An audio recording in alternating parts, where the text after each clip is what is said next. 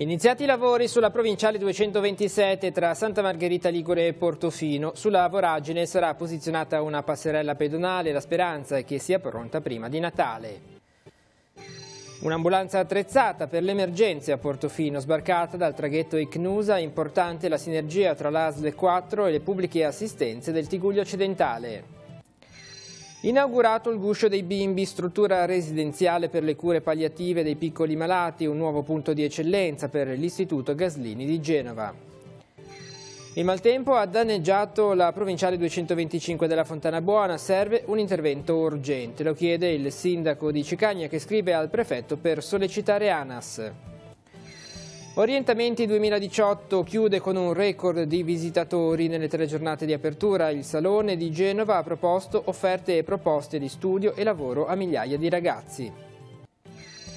Pienone per il pranzo della Proloco di Levi a sostegno del Comitato Assistenza Malati Tigullio. Le offerte finalizzate all'acquisto di un ecografo per le gestanti e le pazienti ginecologiche. In arrivo sulla Liguria la primavera ondata di freddo della stagione, temperatura impicchiata rispetto ai valori attuali, prossima settimana possibile la neve a quote collinari. 18 mini appartamenti a canone agevolato per anziani ultra 65 anni in difficoltà. Li mette a disposizione la Fondazione Marini di Lavagna. Le domande vanno presentate entro il 15 di dicembre.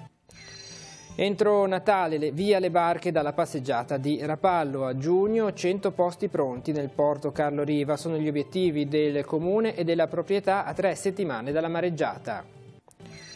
Chiusura positiva per il bilancio sociale della società Stella Polare di Seste Levante. Nel 2017 si è assistito all'incremento dei servizi e al passaggio di testimone alla presidenza nel segno della passione. 90 campioni di foot golf in campo a Rapallo, una nuova disciplina che sta prendendo piede a livello nazionale. Si gioca con la palla come a calcio, ma le regole sono quelle del golf. Il Tigullio traccia un bilancio dell'alluvione 2014. In molte zone la situazione è tornata alla normalità, in altre si vedono ancora i segni del dissesto. A Levi il bando per Via Gazzo pronto nel 2019. Buongiorno ai telespettatori del TG guardando la settimana, benvenuti al nostro approfondimento dei principali fatti accaduti nel Tigullio negli ultimi 7 giorni. Iniziamo dalla giornata di lunedì, andiamo a Portofino perché hanno preso il via i lavori per ripristinare almeno parzialmente e a livello pedonale la viabilità sulla provinciale 227. Intanto nel borgo è sbarcata dal traghetto Icnusa un'ambulanza che andrà ad affiancare la presenza del 118 nel borgo per le emergenze. Vediamo i servizi. Portofino è viva e prova a ripartire. Alcune attività sono aperte, ci sono i turisti che arrivano in battello con i residenti, c'è chi scende dai sentieri e si gode la piazzetta bella come sempre. Segnali di speranza, come il fatto che oggi partono i lavori sulla provinciale 227. La città metropolitana interverrà in 2 punti. Siamo pronti per partire nella zona dove è collassata completamente la strada, per posare una passerella pedonale in modo da garantire almeno quel tipo di transito. Contestualmente inizieremo degli interventi sulla prima parte verso Paraggi, dove è crollato una parte di infrastrutture ma è rimasto il muro di contenimento e lì cominceremo ad aggredirla nella giornata di oggi.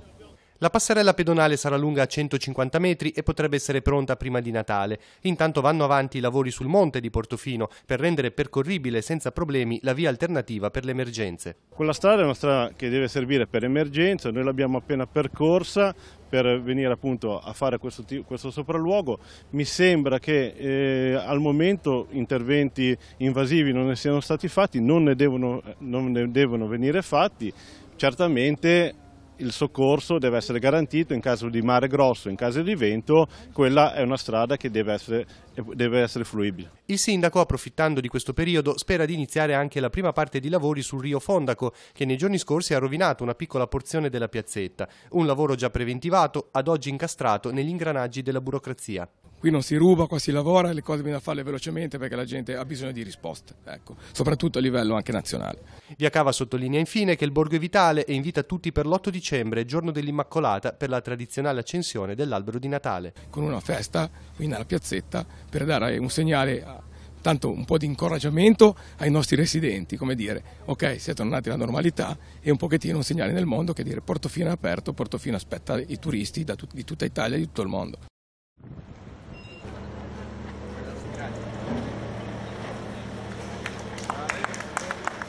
Sbarca dal traghetto Icnusa e prende il suo posto in piazzetta. L'ambulanza della Croce Bianca Rapallese è da oggi in servizio permanente nel borgo di Portofino, isolato per il crollo della provinciale 227. Il mezzo va ad aggiungersi a quelli già presenti dai giorni successivi alla mareggiata, che di fatto ha costretto il borgo ad un isolamento forzato. Presenti e pronti a prestare il loro servizio un'ambulanza di tipo A, una di tipo B, un mezzo 4x4 e un'idroambulanza. A turni saremo presenti con 2 operatori sulle 24 ore, più eventuali servizi a chiamata, quindi idroambulanza e l'ambulanza di tipo B con ulteriori operatori. Comunque 2 saranno fissi qui, H24, per tutta la durata del progetto, a fianco di medico e infermiere del 118. Questo progetto, che è un progetto poi di presenza sul territorio per dare tranquillità e sicurezza a chi vorrà continuare a venire a Portofino, che speriamo siano in molti. Un presidio sanitario dunque che si rafforza e si affianca a quello del 118, già attivo nelle ore successive alla mareggiata, che già durante queste prime settimane ha avuto modo di prestare il suo indispensabile servizio. Dalle banalità, perché comunque magari mancano sia il medico di famiglia piuttosto che la guardia medica, piuttosto che l'infermiera domiciliare che fanno le medicazioni, a cose un pochino più gravi. Quello ci sta, ovviamente per la popolazione non è tantissima, però statisticamente qualche intervento è stato fatto. Questa mattina ad accogliere l'arrivo dell'ambulanza l'assessore regionale alla sanità e i vertici dell'ASL 4, che hanno voluto ringraziare l'impegno delle pubbliche assistenze del Tigullio occidentale coinvolte. Pubbliche assistenze di questo territorio che ringrazio, perché insieme si sono coordinati e daranno un servizio con continuità con i volontari qui presenti, quindi un bel gioco di squadra tra ASL 4 e pubbliche assistenze. Avevamo assolutamente bisogno di un mezzo di soccorso come un'ambulanza attrezzata per garantire la sicurezza operativa, più puntuale, più precisa. Siamo molto soddisfatti di esserci riusciti oggi. Andiamo adesso a Genova. È stato inaugurato il Guscio dei Bimbi, la struttura che dà assistenza ai piccoli degenti per quanto riguarda le cure palliative e alle loro famiglie. Un punto di eccellenza per l'Istituto Pediatrico Genovese. Vediamo. Perché il Guscio dei Bimbi? Il Guscio dei Bimbi è un nome che è stato dato alla nostra struttura residenziale di cure palliative pediatriche dopo un'attenta valutazione dei bisogni e dei desideri del personale sanitario all'interno del nostro istituto. E questo ci ha dato molte indicazioni, soprattutto le date all'architetto per la realizzazione, ma soprattutto abbiamo chiesto come lo vorreste chiamare. E il nome più evocato è proprio stato il Guscio dei Bimbi. Il Guscio dei Bimbi come filosofia di cura, filosofia delle cure palliative, che accompagnano il bambino fragile dal reparto alla struttura residenziale di cure palliative al domicilio. Una filosofia, un approccio assistenziale che protegge, che cura e che si prende cura dei nostri neonati, bambini e adolescenti inguaribili con bisogni assistenziali complessi. Preoccuparsi della qualità di vita anche dei bambini cosiddetti inguaribili credo che possa davvero esprimere quella cifra che la persona merita in ogni fase della sua vita, anche quando magari non c'è una speranza appunto di guarigione, ma quando c'è un dovere di presa in carico, di presa in cura e di tutela, anzi forse ancora di più, vista la fragilità del momento.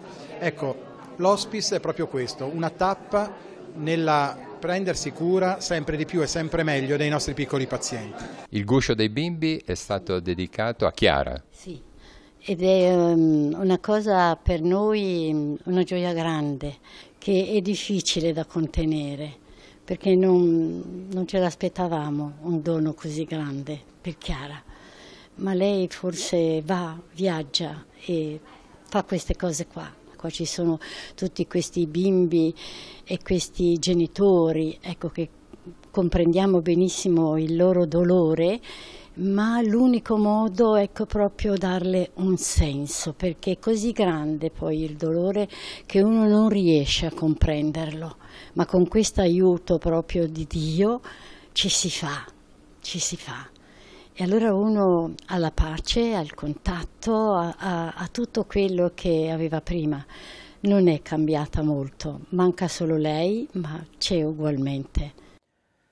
Il maltempo di queste settimane ha lasciato segni profondi sul territorio. Anche in Fontanabuona si fanno i conti con la strada che ha subito danneggiamenti per quanto riguarda la percorribilità. Buche e altro si caratterizzano lungo tutto il tracciato. A chiedere un intervento ad ANAS il sindaco di Cicania, Marco Limoncini. Sentiamo. A seguito della recente ondata di maltempo che ha colpito il nostro territorio, qual è la situazione della strada 225 della Fontanabuona? Direi pessima. Lamentiamo una situazione diventata insostenibile. Posso comprendere che ANAS si è vista segnare l'arteria 225 in un periodo festivo, quindi parliamo del mese di agosto, però a 3 mesi di distanza non abbiamo visto grandi progressi. Non solo non rispondono alle richieste di intervento urgente come fatte in questi giorni, ma non hanno neanche la compiacenza di comunicarci chi è responsabile di zona, quindi a 3 mesi di distanza vorremmo anche sapere chi è il referente di zona e oggi non lo sappiamo. Poi quantomeno è anche assurdo non ricevere cenno di risposta alle segnalazioni che abbiamo fatto con PEC. I comuni segnalano con PEC le situazioni di intervento, le richieste di intervento e ANAS non si degna neanche di risponderci.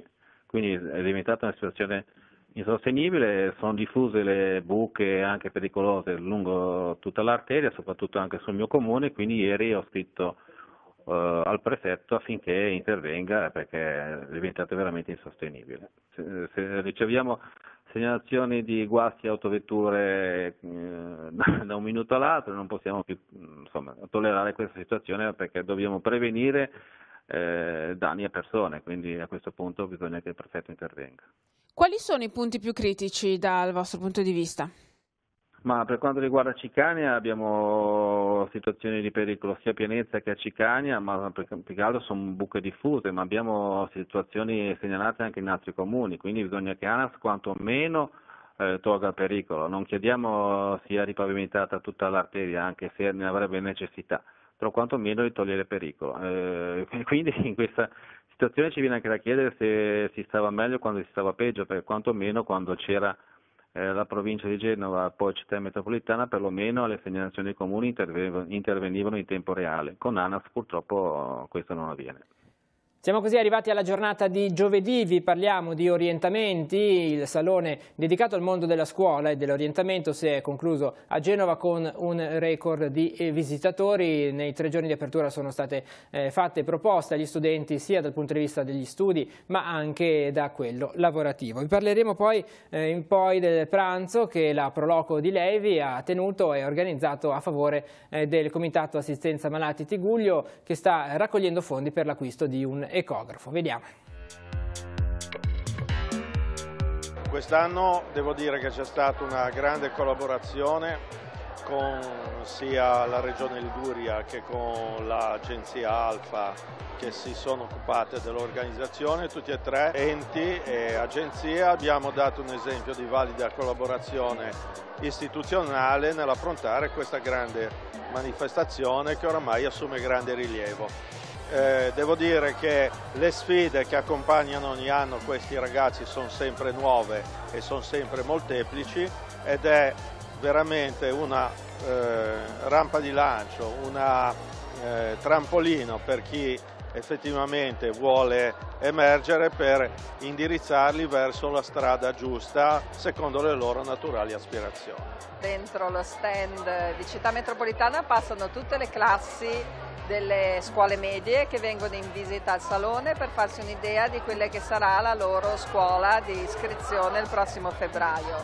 Lavoriamo con gli orientatori delle classi medie, lavoriamo con gli orientatori delle scuole secondarie superiori e quest'anno abbiamo veramente innovato, cambiato il sistema della visita, cambiando le disposizioni e lavorando in stretta collaborazione con Alfa anche per la gestione dei seminari. Come si sente dal rumore c'è grandissimo accesso, grandissimo afflusso e le scuole sembrano contente del contatto che hanno con i ragazzi che arrivano un po' più preparati di quello che erano gli anni scorsi.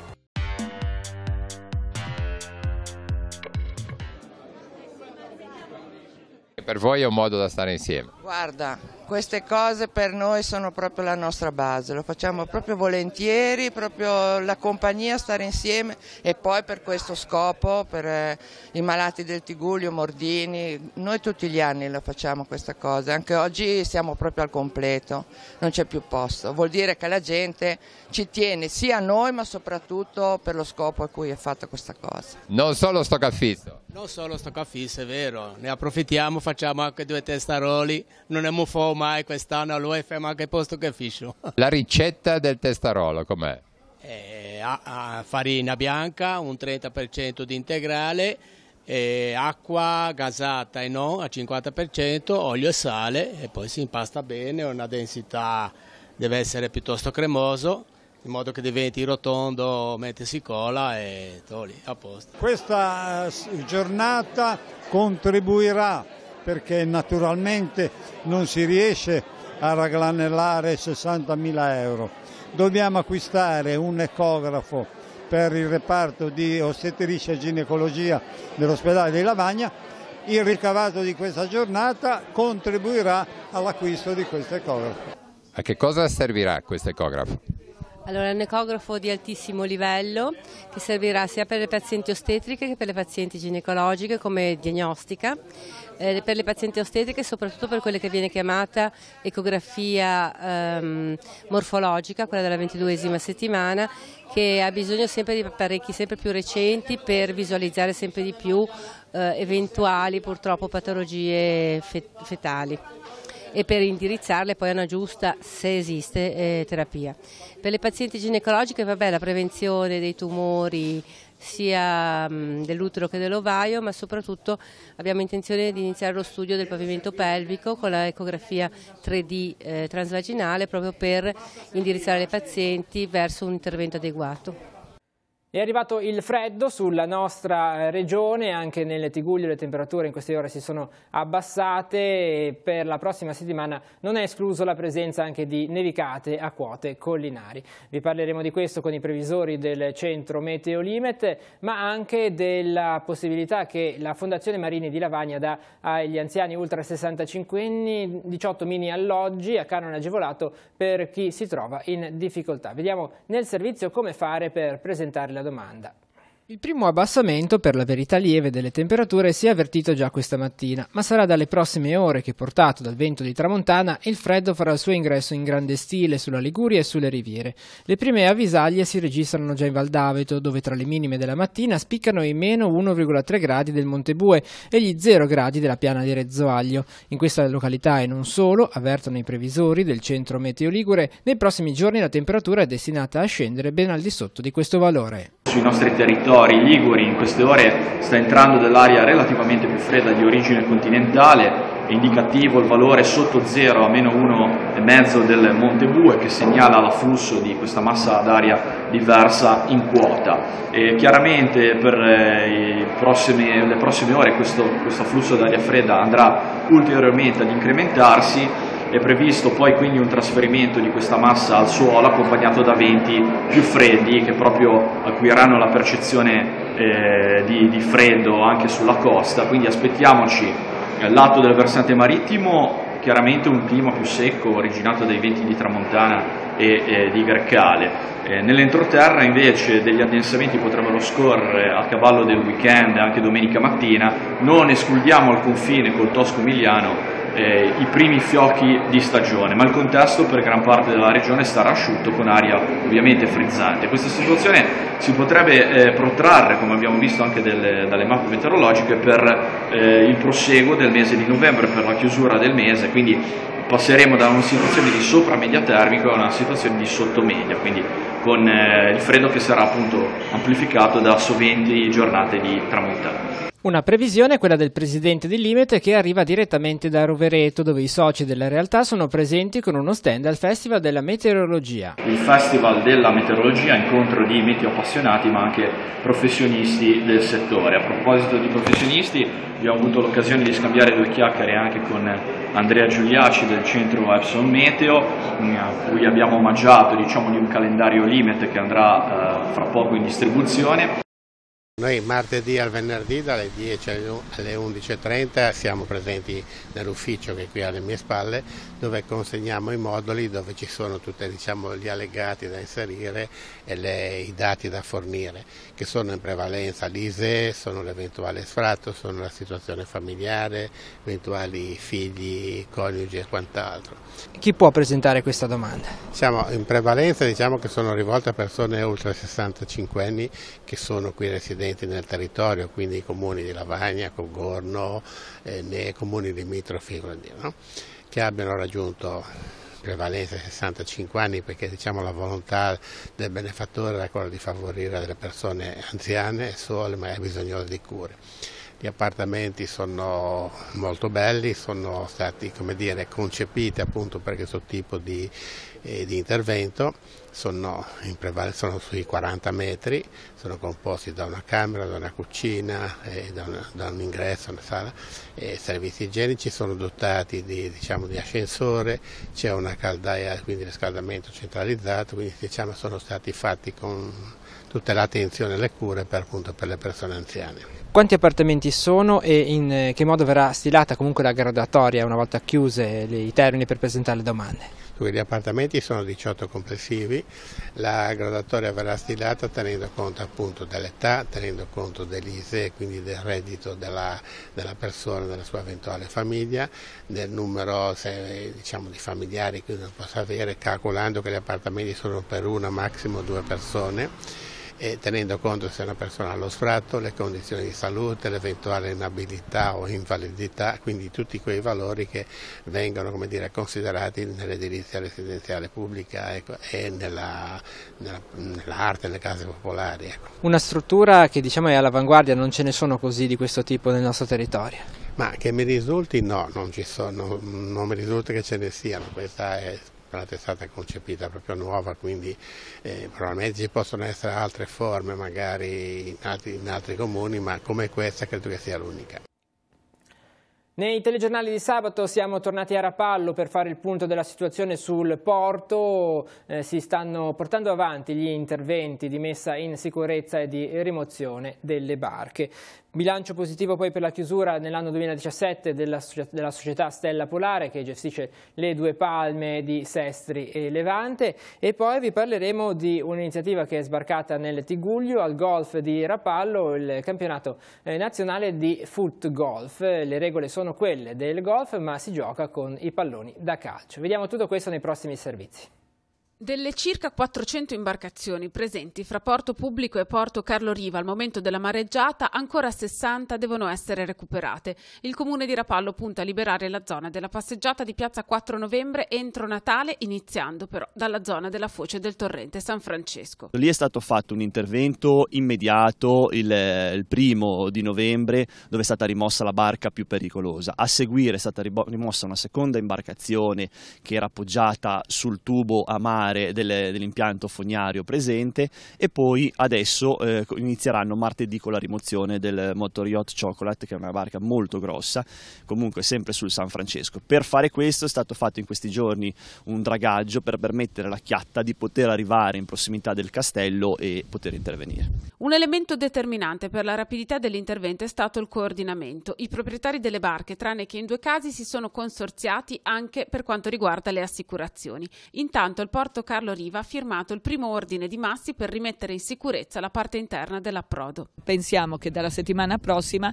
inizino ad arrivare 15.000 tonnellate di massi naturali, massi ciclopici vengono chiamati così perché sono tutti quanti oltre le 7 tonnellate, e il muro, che ovviamente in questo momento diventerà un rinforzo, verrà tagliato e verrà iniziato a essere posizionati i massi che ne deriveranno, in modo tale che un domani possano poi servire a un ulteriore rinforzo del piede della diga. Per quel che riguarda quindi il programma è: nei prossimi 2 mesi mettiamo in sicurezza il porto per fare in modo che affrontare tutto l'inverno e le mareggiate che probabilmente arriveranno, insomma, attraverso questa nostra opera, questa prima fase 1, sicuramente ci metterà nelle condizioni di poterlo fare con la giusta cautela ma con estrema tranquillità. Nel lungo termine poi il porto punta a riaccogliere le prime 100 imbarcazioni già all'inizio del mese di giugno del 2019 con l'obiettivo di far ripartire un approdo che, calcolando diretto e indotto, dà lavoro a circa 500 persone. Io penso che ci sia assolutamente la volontà di tutti i nostri clienti di avere ancora delle barche. Non vogliamo dare dei tempi brevi perché poi sappiamo bene che non è che possiamo fare tutto quanto in pochi mesi, però riteniamo che dal 1° di giugno le prime barche che dovessero uscire dal cantiere potranno iniziare ad avere in parte il loro ormeggio. Che bilanci 2017? Dal punto di vista economico buono, perché abbiamo un attivo anche se di poco, anche perché che la nostra politica, quella che se avanza €1 deve essere spesa per il benessere della struttura. A seconda abbiamo ovviamente puntato a migliorare sempre di più la qualità del servizio che noi diamo. Abbiamo fatto anche degli investimenti importanti. Diciamo che l'eredità è importante, è un'eredità molto impegnativa per gli altissimi livelli che i servizi che la Stella Polare offre e ha offerto in questi ultimi 13 anni. Il compito mio e nostro, perché poi siamo in 3 nel Consiglio di amministrazione, è quello di cercare di portare avanti questa passione, perché noi ereditiamo un impegno, ma ereditiamo anche una passione delle persone che ci hanno preceduto.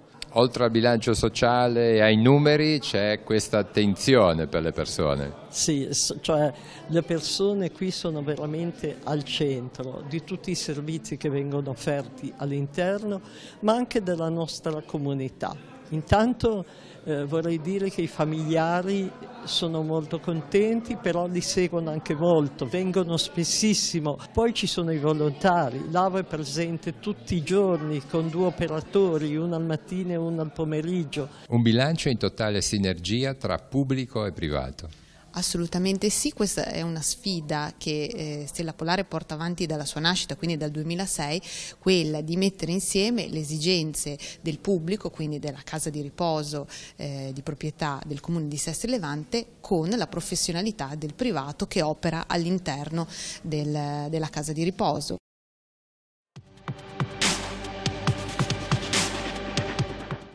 Che cos'è il footgolf? Allora, il footgolf è uno degli sport più divertenti degli ultimi tempi.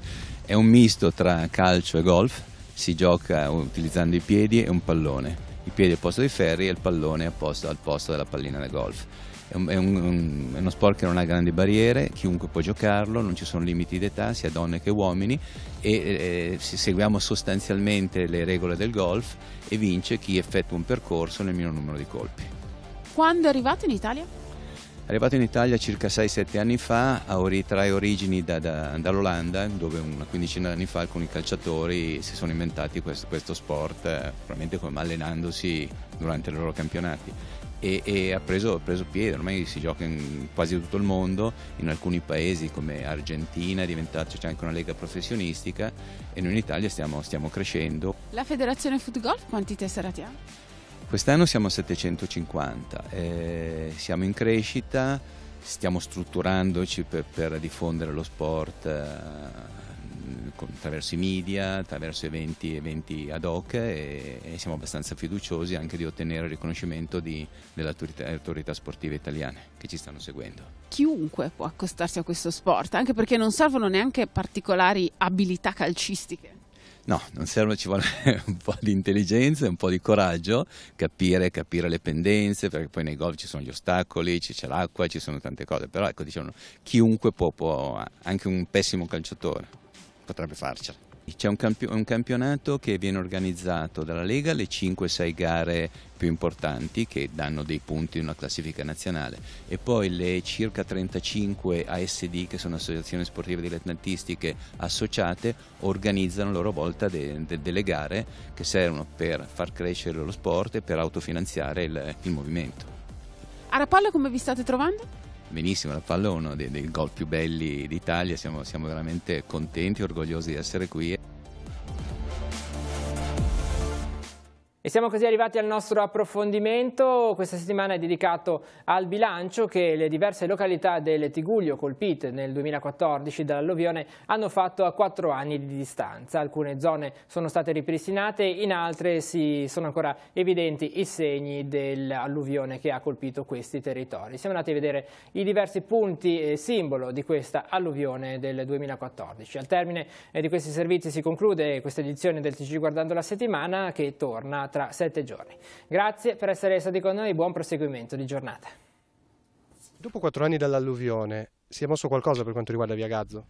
Allora, diciamo che noi, seguendo quello che era il cronoprogramma, avevamo predisposto come ufficio tecnico, avvalendosi della collaborazione di ingegneri, un documento programmatico, un progetto che prevedeva la messa in sicurezza, così come indicato da Regione Liguria, del versante, in modo particolare delle abitazioni delle località di Bugigo e di Selaschi, e la conseguente riapertura di Via Gazzo. Questo documento l'abbiamo presentato nei tempi previsti, quindi verso febbraio-marzo era pronto. La Regione Liguria presentava nel frattempo una opportunità di realizzare anche a valle dell'apertura della strada l'asporto di tutto il materiale che era scivolato. Questo ovviamente avrebbe comportato dei costi aggiuntivi che al momento non sono stati reperiti. Quindi ad oggi com'è la situazione? A oggi è stata realizzata una conferenza di servizi in Comune Aleivi l'8 di novembre, quindi recentissimamente, alla quale hanno partecipato tutti i soggetti interessati alla riapertura di quella strada, la messa in sicurezza di quel versante. Dopodiché adesso viene presentato il progetto definitivo, poi ci sarà il bando. L'ufficio tecnico conta di avere il bando pronto per inizio gennaio, sarà un paio di mesi di apertura bando perché è una gara importante di 2 milioni di euro che comporterà quindi la possibilità di gareggiare ad aziende, realtà, ditte a livello internazionale, e dopodiché partiranno i lavori. Dopo 4 anni, oltre Via Gazzo, Levi si è recuperata secondo lei? C'erano stati tanti problemi, molte frane? No, secondo me la situazione a Leivi, come su tutto il territorio del nostro comprensorio territoriale di tutta la Liguria, è peggiorata, anzi peggiorerà sempre. Se tutti quanti operassero con una certa attenzione sulla propria proprietà, sul proprio aspetto di competenza vicino alla casa, sul proprio terreno, io credo che determinati aspetti verrebbero sicuramente migliorati. È indubbio che occorrono poi delle leggi, occorrono poi delle strategie di ripresa del territorio attraverso formule impegnative.